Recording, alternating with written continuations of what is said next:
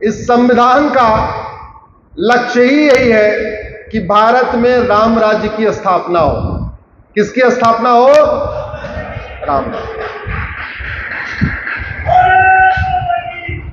और अगर राम राज्य को 4 शब्दों में मैं कहूं तो मेरे पीछे बोलिए, धर्म की, अधर्म का, प्राणियों में, विश्व का।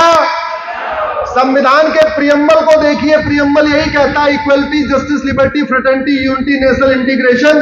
अगर उसको हिंदी में मैं कहूं तो संविधान कहता है, सरकार से कहता है, प्रधानमंत्री से कहता है, राष्ट्रपति से कहता है, मुख्यमंत्री से कहता है, चीफ जस्टिस से कहता है, सबसे संविधान यही कहता है, ऐसी व्यवस्था लागू करो जिससे धर्म की जय हो, ऐसा कठोर कानून बनाओ जिससे अधर्म का नाश हो, ऐसी शिक्षा व्यवस्था स्थापित करो जिससे प्राणियों में सद्भावना हो, और ऐसी नीतियां बनाओ जिससे मानव कल्याण हो, विश्व कल्याण हो।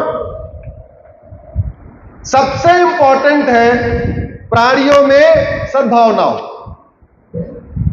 और संविधान के प्रियम्बल में भी लिखा हुआ है fraternity, unity, national integration.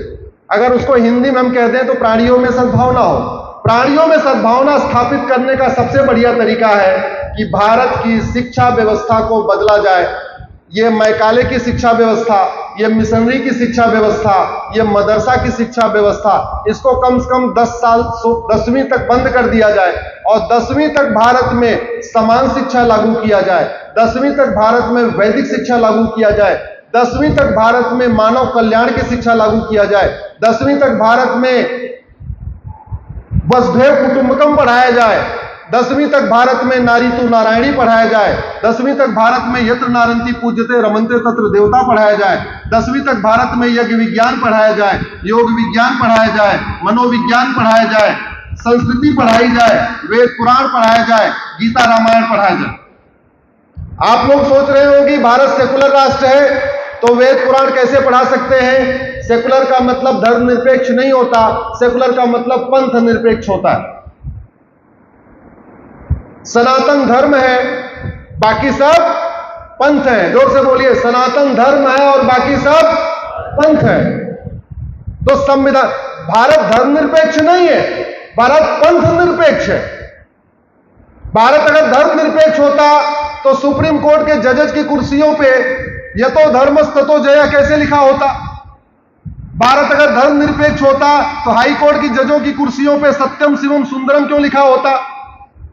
Bharat धर्मनिरपेक्ष होता तो जितने हमारे वाक्य हैं, चाहे वो सुप्रीम कोर्ट के ध्येय वाक्य हैं या संसद के ध्येय वाक्य हैं या हाई कोर्ट के ध्येय वाक्य हैं, जितने भी बड़े ध्येय वाक्य हैं, सब संस्कृत में क्यों हैं? इसलिए मैं बार बार कह रहा हूं, सेकुलरिज्म का मतलब, सेकुलर का मतलब पंथ निरपेक्ष होता है, धर्म निरपेक्ष नहीं होता। इसलिए धार्मिक शिक्षा देना चाहिए, पंथ की शिक्षा नहीं देना चाहिए। ये संविधान कहता है।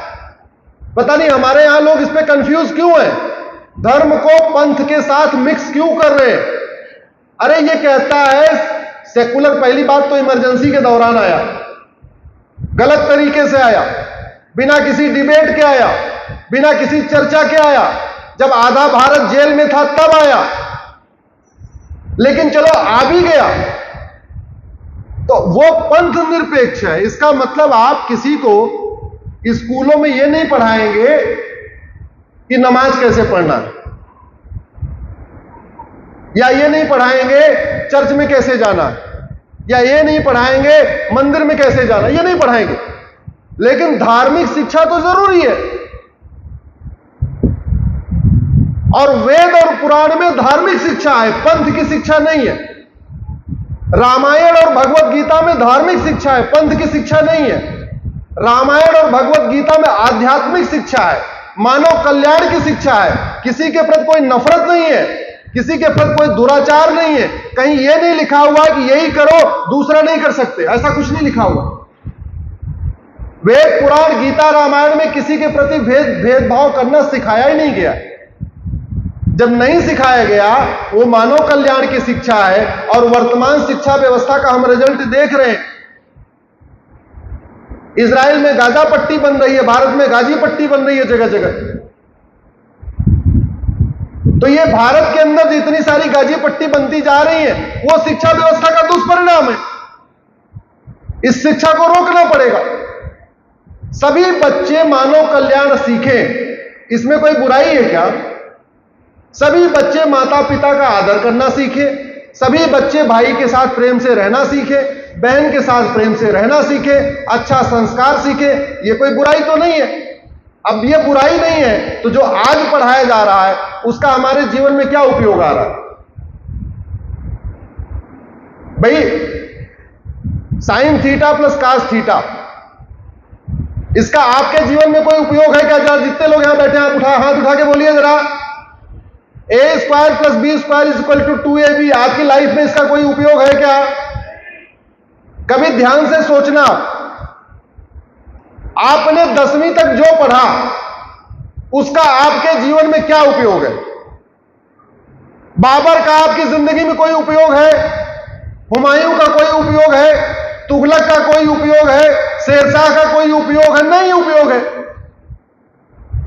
आप भारद्वाज को आपको नहीं पढ़ाया, पाणिनि को नहीं पढ़ाया, महर्षि गौतम को नहीं पढ़ाया, महर्षि चरक को नहीं पढ़ाया, महर्षि सुश्रुत को नहीं पढ़ाया, महर्षि भाव प्रकाश को नहीं पढ़ाया, महर्षि शारंगधर को नहीं पढ़ाया, महर्षि माधवकर को नहीं पढ़ाया, महर्षि भार्गव नहीं पढ़ाया, महर्षि कश्यप को नहीं पढ़ाया, महर्षि पाणिनि को नहीं पढ़ाया, महर्षि गौतम नहीं पढ़ाया, महर्षि भृगु को नहीं पढ़ाया। जिनको पढ़ने के बाद आपके जीवन में कुछ बदलाव आता, आप अच्छे इंसान बनते, वो नहीं पढ़ाया। आपको क्या पढ़ाया? कासिम आया, फिर बाबर आया, फिर हुमायूं आया, तो तुगलक आया, तो गोरी आया, तो गजनी आया, फला फला फला आया। कोई लाभ हुआ क्या आपको पढ़ के? कोई लाभ हुआ? जानते हैं, कोई चीज अगर आप उसको बार बार पढ़ें तो आपकी मन स्थिति वैसी हो जाती है।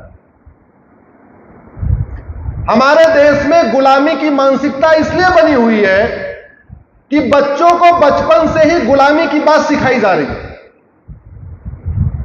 और हमें इस मामले में अब चीन से सीखना चाहिए। पूरी दुनिया को ये बहुत कम लोगों को पता है कि चीन भी गुलाम था। जानते हैं क्यों? क्योंकि चीन ने अपने इतिहास से ही इस बात को मिटा दिया कि चीन कभी गुलाम था। हम 1947 में आजाद हुए, चीन हमसे 2 साल के बाद 1949 में आजाद हुआ, लेकिन बहुत कम लोगों को पता है कि चीन भी गुलाम था। जानते हैं क्यों नहीं पता है? क्योंकि चीन ने अपने इतिहास में लिखा ही नहीं कहीं पे कि हां मैं गुलाम था। 1949 में चीन आजाद हुआ, 1950 में उसने चीन से जापानियों का नामो निशान मिटा दिया। न किसी जापानी के नाम पे कोई सड़क, न कोई सी जापानी के नाम पे मोहल्ला, न कोई सी जापानी के नाम पे कोई गली। 1949 में आजाद हुआ, 1950 में अपनी किताबों से उसने जापान का नामो निशान मिटा दिया। 60-70 के दशक आते आते जो बुजुर्ग गुलाम थे उनको तो याद था कि वो गुलाम थे, उनकी नई पीढ़ी को कहीं पता ही नहीं चला कि वो कभी गुलाम भी थे। अपने बच्चों को अच्छी बात बताना चाहिए, बुरी बात बताना चाहिए? आप बताइए भैया। अगर आपके साथ कुछ गलत हुआ, मान लो आपको किसी ने मारा पीटा, ये बात अपने बच्चों को बताना चाहिए क्या? जोर से बोलिए। हम आज तक बताते आ रहे हैं, हमारे साथ ये हुआ, ये हुआ, ये हुआ, तुगलक ने ये किया, गोरी ने ये किया, गजनी ने ये किया, कासिम ने ये किया, जगह जगह उसकी मूर्ति। जिन दरिंदों के कारण हमारी माताओं बहनों ने जौहर किया, उनके नाम पे सड़क मोहल्ले गलियां हैं और उनके नाम पे इतिहास में चैप्टर है। हमास से भी बहसी दरिंदे 400 साल 500 साल पहले जो आए, लूटे मारे, कन्वर्ट कराया, उनके नाम पे सड़क मोहल्ले गलियां हैं और इतिहास में चैप्टर है। हमारे यहां क्या महापुरुष नहीं थे क्या भाई? हमारे यहां महापुरुषों का अभाव है क्या जो ऐसे दरिंदों को पढ़ाया जाता है? महर्षि सांडिल्य को आपको पढ़ाया क्या? जोर से बोलिए जरा। महर्षि कौशिक को पढ़ाया? महर्षि सुनक को पढ़ाया?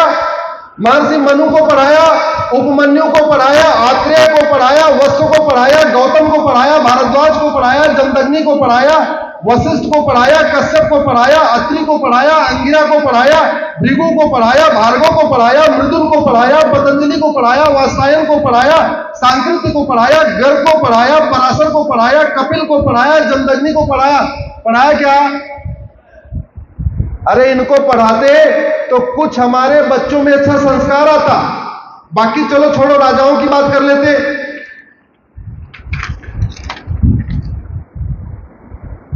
विवस्वान को पढ़ाया, इच्छाकू को नहीं पढ़ाया, धुंधमार को नहीं पढ़ाया, राजा मानधाता को नहीं पढ़ाया, राजा सुसंधि को नहीं पढ़ाया, राजा ध्रुवसंधि को नहीं पढ़ाया, राजा भरत को नहीं पढ़ाया, राजा असित को नहीं पढ़ाया, राजा सगर को नहीं पढ़ाया, राजा अंशुमान को नहीं पढ़ाया, राजा दिलीप को नहीं पढ़ाया, राजा भगीरथ को नहीं पढ़ाया, राजा रघु को नहीं पढ़ाया, राजा सुदर्शन को नहीं पढ़ाया, राजा अग्निवर्ध को नहीं पढ़ाया, राजा मरु को नहीं पढ़ाया, राजा अम्बरीश को नहीं पढ़ाया, राजा ययाति को नहीं पढ़ाया, राजा आदि को नहीं पढ़ाया, राजा दशरथ को भी नहीं पढ़ाया। और राम को केवल इतना पढ़ाया, दशरथ को इतना पढ़ाया कि राम के पिता थे। यह कभी पढ़ाया नहीं कि राजा दशरथ ने भारत में कैसी न्यायिक व्यवस्था लागू किया था। कभी पढ़ाया नहीं राजा दशरथ ने कैसी शिक्षा व्यवस्था लागू किया था। कभी यह पढ़ाया नहीं कि मानव इतिहास में सबसे पहले समान शिक्षा लागू करने वाले राजा दशरथ थे।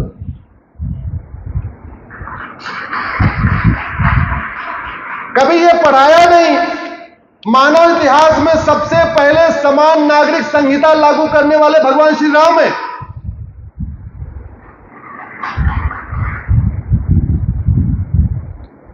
ऐसा कौन होगा जो भगवान राम को अपना दामाद नहीं बनाना चाहता होगा? उस समय कल्पना करिए आप। और उस समय तो परंपरा भी थी 2 विवाह 3 विवाह की। ऐसा कौन राजा होगा उस समय जो भगवान राम, लक्ष्मण, भरत, शत्रुघ्न को अपना दामाद नहीं बनाना चाहता होगा, अपनी बेटी नहीं देना चाहता हो? लेकिन भगवान राम ने कहा नहीं। उत्तरकांड में इसकी चौपाई भी है। वाल्मीकि रामायण का उत्तरकांड पढ़िए, रामचरितमानस उत्तरकांड पढ़िए। उन्होंने बोला अब भारत में एक पति एक पत्नी का नियम चलेगा। इसलिए उन्होंने खुद भी एक विवाह किया।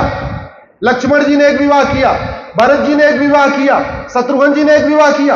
आज से हजारों साल पहले। कभी हमने ध्यान से सोचा ही नहीं कि भगवान राम के 2 ही बच्चे क्यों हुए, लक्ष्मण जी के 2 ही बच्चे क्यों हुए। चौपाई है उत्तरकांड में, रामायण को पढ़िए। दुई सुत सीता सिंदर जाए, लवकुश वेद पुराणन गाए। दुई सुत भ्रातन के रे। राम के 2 बच्चे, लक्ष्मण जी के 2 बच्चे, भरत जी को 2 बच्चे, शत्रुघ्न जी को 2 बच्चे। राम ने भी हम 2 हमारे 2 फॉलो किया, लक्ष्मण जी ने हम 2 हमारे 2 फॉलो किया, भरत जी ने हम 2 हमारे 2 फॉलो किया, शत्रुघ्न ने हम 2 हमारे फॉलो किया। कभी पढ़ाया क्या? नहीं। क्या पढ़ा रहे? सुकरात ने ये किया, फलाने ने ये किया, वहां ने ये किया। अरे क्या लेना देना हमसे भाई? दूसरा, ये एनआरआईज का क्षेत्र है। ये यहां बहुत एनआरआई है, जैसे आपने बताया मुझे। सब लोग बाहर रहते हैं, 1 महीने के लिए यहां आते हैं, तो यहां अपना घर अच्छा बनाया कि नहीं बनाया? अगर वो अमेरिका में रहते हैं, वहां अच्छे घर में रहते, तो यहां के भी अच्छे घर में रहते हैं। जो आदमी अमेरिका में अच्छा घर बनाएगा, अपने जन्मभूमि में अच्छा घर बनाएगा कि नहीं बनाएगा? जोर से बोलिए जरा। अगर बाबर इतना ही बड़ा कलाकार था, तो जहां पैदा हुआ था उसने वहां एक बढ़िया घर क्यों नहीं बनवा लिया? शाहजहां अगर इतना ही बड़ा कलाकार था, तो जैसे यहां आगरा में ताजमहल बनाया, वो जहां पैदा हुआ था, कहा ताजमहल वहां भी बना लेता। अरे भैया, जिसको शौक होगा, जिसको कला होगी, वो क्या करेगा? वो जहां रहेगा वहां भी बनाएगा, जहां जन्मभूमि होगा वहां भी बनाएगा। आज भी हमारे देश में लोग कमाने जाते हैं, कर्नावती में जाएंगे, मुंबई में जाएंगे, कहीं पे जाएंगे, पहला घर कहां बढ़िया बनाते हैं? जरा जोर से बोलिए। जहां वो पैदा होते हैं। पहला घर वहीं बढ़िया बनाएंगे, उसके बाद फिर बना लेंगे मुंबई में, दिल्ली में, कलकत्ता में, जहां बनाना होगा बना लेंगे। मुझे एक बात समझ में नहीं आई, ये गजनी, गौरी, तुगलक, बाबर, हुमायूं जो इतने बड़े कलाकार थे, इन्होंने भारत में तो बहुत बढ़िया बढ़िया मीनार बनाई। ये जहां से आए थे वहां ढंग से दलान भी नहीं बना पाए। अरे एक आध 2-4 कमरे का बना लेते। अगर दिल्ली में इतना बड़ा लाल किला तुम बना सकते थे तो जहां से आए थे छोटा लाल किला वहां भी बना लेते। अगर आगरा में इतना बड़ा ताजमहल बना सकते थे तो जहां तुम्हारा जन्म स्थान था छोटा ताजमहल वहां भी बना लेते। सोचिए जरा हमारे दिमाग में क्या डाला गया। पैसा भारत का, कारीगर भारत के, मिस्त्री भारत के, दिमाग भारत के, आर्किटेक्ट भारत के, और श्रेय किसको दे दिया? और वो हम लेके घूम रहे। हमने कभी सोचा भी नहीं यार ये, इसलिए मैं बार बार कहता हूं अब समय आ गया है भारत की शिक्षा व्यवस्था को बदला जाए। भारत में 1 नेशन 1 एजुकेशन सिस्टम लागू किया जाए और 10वीं तक मैकाले मिशनरी मदरसा शिक्षा के स्थान पे वैदिक शिक्षा व्यवस्था लागू किया जाए। नहीं तो जो आज गाजा में हो रहा है, सीरिया में हो रहा है, आज नहीं तो कल ये भारत में भी होगा। भारत शांत रहे, भारत में समृद्धि आए, भारत में खुशहाली आए, भारत में सब लोग मिलजुल के रहें, सर्वधर्म संभाव हो, नारी तू नारायणी हो, वसुधैव कुटुंबकम हो। ये तभी आ सकता है जब वैदिक शिक्षा व्यवस्था लागू किया जाए। मैं किसी और शिक्षा का विरोधी नहीं हूं, लेकिन मेरा यह मानना है कि जो चीज मानव कल्याण के लिए सर्वोत्तम हो, बच्चों को पहले वही पढ़ाना चाहिए बचपन में। आपने कभी सोचा कि हिंदू, जैन पूरी दुनिया में रहते हैं? ऐसा कौन सा देश है जहां हिंदू नहीं रहते? दुबई में रहते, अरब में रहते, अमेरिका में रहते, यूरोप के एक एक देश में रहते। ऐसा कोई देश बचा जहां हिंदू नहीं रहते? आखिर हिंदू पत्थरबाजी क्यों नहीं करते? ये चाकू लेके क्यों नहीं दौड़ते? आप में से कितने राम के भक्त हैं? जरा हाथ उठाइए तो। कितने भगवान राम के भक्त हैं? कितने भगवान कृष्ण के भक्त हैं? अरे वाह। कितने भगवान विष्णु के हैं? भगवान शंकर, हनुमान जी। क्या केवल भगवान राम ही पूजा के लायक है क्या? जोर से बोलिए, जरा जोर से बोलिए। क्या केवल भगवान कृष्ण की ही पूजा करना चाहिए, दूसरे किसी की पूजा नहीं करनी चाहिए? जानते हैं हिंदू पत्थरबाजी क्यों नहीं करते? हिंदू इतने सहिष्णु क्यों होते हैं? क्योंकि बचपन से उनको यह नहीं सिखाया जाता कि केवल राम ही पूजा के लायक। राम के भक्त कभी नहीं बोलते केवल राम ही पूजा योग्य है। कृष्ण के भक्त कभी यह नहीं कहते केवल कृष्ण ही पूजा योग्य है। हनुमान जी के भक्त कभी यह नहीं कहते केवल हनुमान जी ही पूजा योग्य है। विष्णु के भक्त कभी नहीं बोलते विष्णु ही पूजा योग्य है। शंकर के भक्त कभी नहीं बोलते शंकर ही पूजा के योग्य है। दुर्गा जी के भक्त कभी नहीं बोलते केवल दुर्गा ही पूजा योग्य है। लेकिन कुछ रिलीजन में सिखाया जाता है जिसकी मैं इबादत करता हूं केवल यही इबादत के लायक है, दूसरा कोई है ही नहीं। कट्टरता का मूल कारण यह है क्योंकि बच्चा किताब तो 5 साल के बाद पढ़ता है। आप समझिए इसको, बच्चा किताब पढ़ता है 5 साल के बाद, 6 साल के बाद, लेकिन बच्चा सुनना शुरू कर देता है पेट में जब 6 महीने का होता है। मां के पेट में 6 महीने से बच्चा सुनना शुरू कर देता है कि माता पिता का क्या बात कर रहे हैं। जिस बच्चे को पेट में ही 6 महीने से सिखाया जा रहा है कि केवल यही इबादत के लायक है, दूसरा कोई नहीं है, पैदा हुआ फिर वो सुन रहा है, लगातार 6 साल तक सुनता गया, यही इबादत के लायक, यही इबादत के लायक, और कोई इबादत के लायक नहीं। जब किताब पढ़ने लायक हुआ, किताब में भी यही पढ़ाया जा रहा है, यही इबादत के लायक, यही इबादत के लायक, यही इबादत के लायक। अरे भैया, ये बात अगर राम के हम अपने बच्चों को सिखा दे, हमारे बच्चे भी यही काम करेंगे। कट्टरता का मूल कारण यह है, जो दिन में 5 बार बच्चा सुनता है, केवल यही इबादत के लायक है, दूसरा कोई इबादत के लायक नहीं। और पूरी दुनिया इसी से परेशान है। पूरी दुनिया में धर्मांतरण का मूल कारण क्या है? एक मेरी सुप्रीम कोर्ट में पीआईएल चल रही है धर्मांतरण के खिलाफ।